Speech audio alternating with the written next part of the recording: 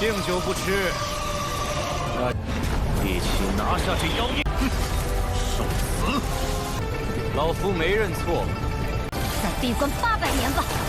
这，他告诉你玄火只能听天由命了。 Halo semuanya, bagaimana nih kabar kalian? Seperti yang Mimin katakan di malam hari, kalau Jet Dynasty akanlah selesai dalam 26 episode. Dan untuk hari ini tayang 7 episode sekaligus ya. Dan nantinya ada beberapa episode yang akanlah Mimin gabungkan menjadi satu video guys. Karena ada 3 episode full pertarungan dengan dialog yang sangatlah sedikit. Kalau begitu langsung saja ya kita masuk ke dalam ceritanya.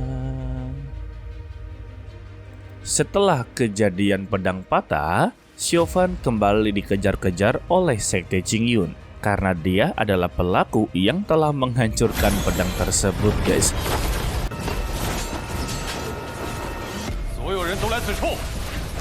Sedangkan untuk sang dewa binatang ternyata masihlah selamat. Namun tampaknya dia berniat untuk memulihkan dirinya. Sayangnya untuk beberapa praktisi terus-terusan mengejarnya dan inginlah mengakhiri pertarungan ini guys. Ya bisa dikatakan ini adalah kesempatan mereka. Untuk sang Master Lembah menganggap kalau dia telah menang dalam pertarungan. Bahkan berani mengancam kepada sang dewa binatang, berikanlah harta yang berada di seluruh tubuhnya. Maka dia akan menjamin kehidupannya. Waduh, songong sekali nih. Yang lebih mengejutkan, ternyata mereka berdua ini saling mengenal satu sama lain. Dalam ratusan tahun yang lalu, kalau Yun Yilan pernah berjanji akanlah memberikan 5 energi suci kepadanya. Tetapi sampai sekarang, sang dewa binatang hanya mendapati 3 saja. Dan sebenarnya sang dewa binatang sudah mengetahui rencana busuknya guys. Karena sudah ketahuan niat buruknya, Yun Yilan langsunglah berkata, maka terima saja nasibnya kalau dia akanlah berakhir di sini. Waduh, ternyata sengaja juga nih orang. Sehingga api yang begitu sangatlah besar menghantam tubuh dari sang dewa binatang. Tetapi ya, serangan tersebut tidak akanlah berguna ya. Sang dewa binatang langsunglah menarik binatang buasnya dengan memberikan sebuah pemahaman kepada Master Yun Yilan. Kalau dia sudah berani mengancamnya dalam kondisi dia seperti ini. Tetapi menurutnya keberanian dari Master Yun Yilan masihlah belum cukup besar. Namun ya untuk saat ini kondisi dari sang dewa binatang sudah tidak bisa melanjutkan pertarungannya. Jadi dia akanlah menerima semua serangan darinya. Dan siapa sangka ketika inginlah diakhiri, tiba-tiba Xiaobai datang untuklah membantu. Melihat kehadiran dari Xiaobai membuat Master Yun Yilan sungguh begitu sangatlah kesal.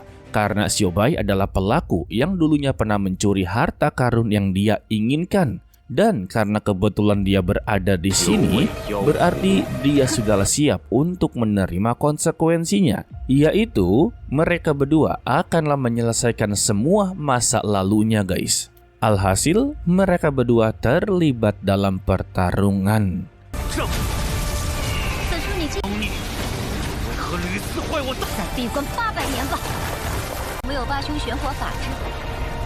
Namun siapa sangka kalau Xiaobai tidaklah berniat untuk bertarung dengan begitu serius. Dia hanya tertuju kepada sang dewa binatang. Tugas dia yaitu menyelamatkannya. Beruntungnya Xiaobai berhasil untuklah menyelamatkannya. Selagi dia membawa sang dewa binatang, dia hanya bisa geleng-geleng kepala saja. Seseorang yang begitu sangatlah kuat di dunia ini sekarang malah terlihat seperti orang yang begitu sangatlah lemah. Lantas ya sang dewa binatang mempertanyakan apa maksud dia datang untuklah menyelamatkannya.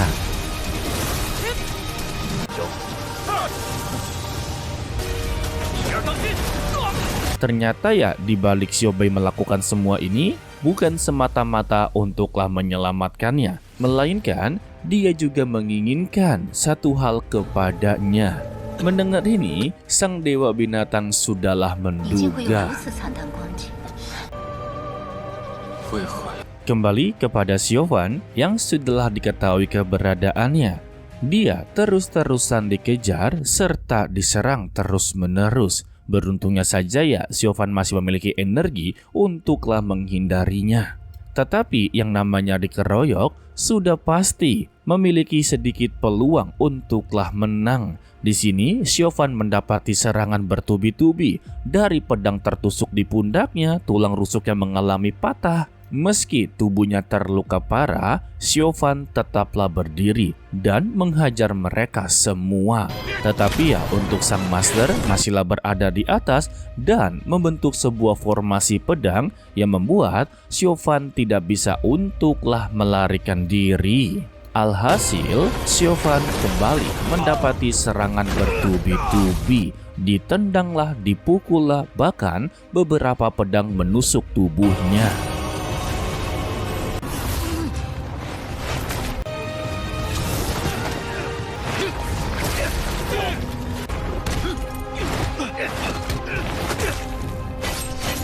Tetapi di sana ada tuan penyihir yang sedanglah memiliki rencana lainnya, yang dimana rencana dia sebenarnya untuklah mengeluarkan kekuatan darah milik dari Xiaofan.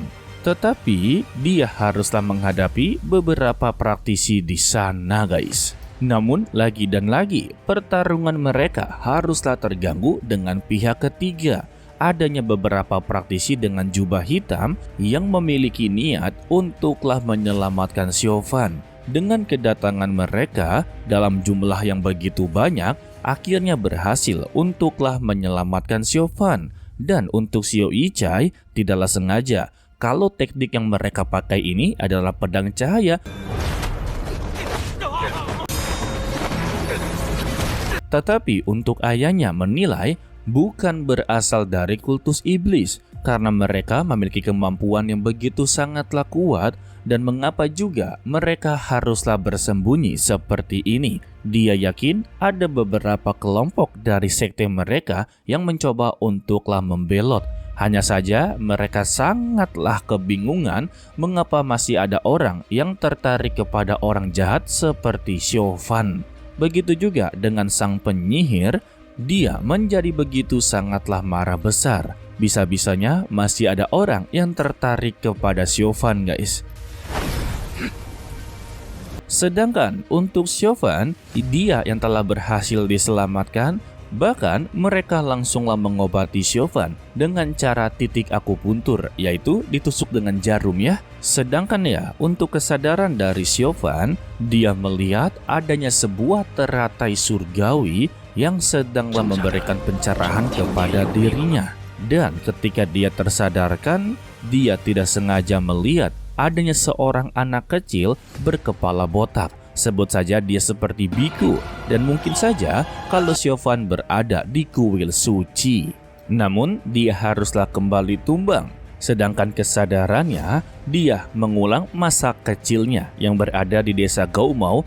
Dan ini adalah awal mula takdir Xiaofan benar-benar berubah. Semua ini dikarenakan oleh Master Puji. Sehingga ya Xiaofan yang begitu sangatlah benci kepadanya langsunglah menghabisi nyawanya. Tetapi ya setelah berhasil menghabisinya, Xiaofan sadar kalau semuanya itu telah berlalu dan dia hanya akanlah memperkeruh suasana.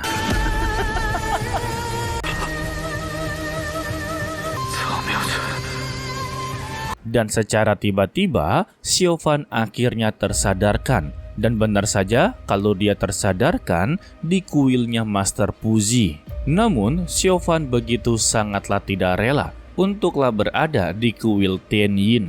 Karena ya bagaimanapun juga untuk kuil Tianyin ini kan beraliansi dengan sekte Qingyun. Sudah pasti Xiaofan menganggap kalau mereka menyelamatkan dirinya untuklah ditangkap.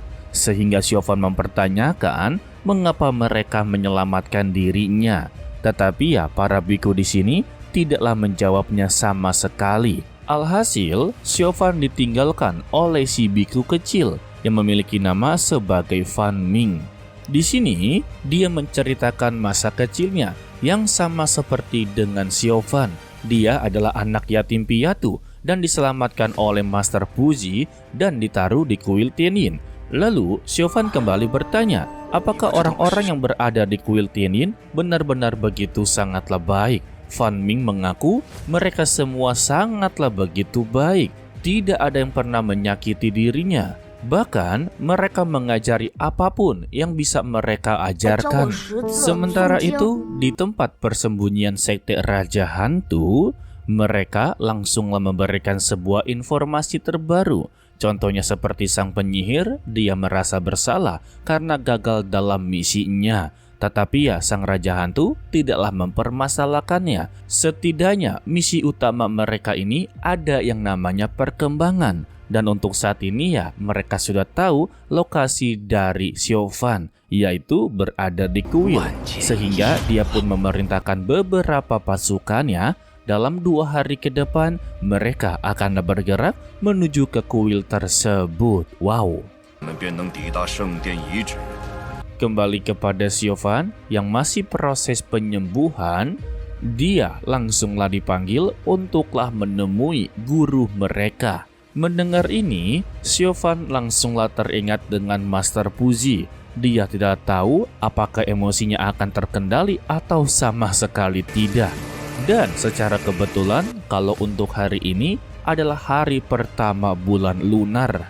Yang artinya, kalau hari ini mereka bebas untuklah melakukan doa ataupun sembahyang kepada Sang Buddha. Lalu Xiaofan mempertanyakan siapa guru agung mereka. Dan siapa sangka dugaan dari Xiaofan ternyata benar. Kalau guru agung yang mereka sebutkan ternyata adalah Master Puji. Dan dia adalah master pertama dari Xiaofan, bahkan orang yang mengubah hidupnya sampai seperti ini. Dan ketika berada di dalam kuil Master Puji, Xiaofan yang melihat keberadaannya, emosinya langsunglah melonjak begitu tinggi. Kekuatan darahnya juga mulai mengendalikan dirinya. Ingat ya, kekuatan darah dia ini dipicu dengan kebencian guys. Dia tidak menyangka kalau Master Puji ternyata masih hidup. Alhasil, Xiaofan mulai tidaklah terkendali. Serta bertanya-tanya mengapa dia harus lagi-lagi bertemu dengan dirinya. Apakah dia masih belum cukup untuklah menyakiti dirinya? Bukan hanya menyakiti dirinya, dia telah menyakiti seluruh warga desa Gaomou, menghabisi seluruh teman-temannya, bahkan sudah tidak ada satupun orang yang tinggal di desa. Itu semua gara-gara ulah dari Master Puji. Dan dia bertanya kepada Master Puji sebenarnya apa yang dia inginkan darinya. Dan Xiaofan pun kembali bertanya dengan janji yang diucapkan oleh Master Puji. Kalau dia dulu pernah berjanji untuklah mengungkapkan seluruh rahasia hati milik dari Xiaofan. Tetapi sampai saat ini dia belum bisa untuklah melakukannya. Dan Xiaofan pun langsunglah menyerang, tetapi secara tiba-tiba dia langsunglah berpindah di ruang hampa. Lalu dia pun langsunglah dihadapkan dengan gambaran pertempuran besar antara kebaikan dan kejahatan guys. Tidak sampai di situ juga, Xiaofan mendengar kalau rumah asli dia itu adalah kuil Tianyin. Dan dia adalah satu-satunya harapan yang bisalah menjaga dunia ini. Wow, apa maksudnya ya? Dan kita bersambung untuklah episode kali ini ya guys. Mimin lanjutkan lagi untuklah di hari ini. Kalau sempat Mimin lanjutkan, kalau tidak ya di hari-hari berikutnya ya. Oke lah, sepertinya cukup sampai di sini saja dulu untuklah video kali ini. Mimin ucapkan terima kasih kepada kalian yang telah menonton sampai akhir. Pesan dari Mimin, tetaplah menjadi orang yang baik walaupun itu sangatlah sulit. To be continued, sampai jumpa di video berikutnya. Bye bye. 老夫没认错。再闭关800年吧。他告诉你玄火只能听天由命了。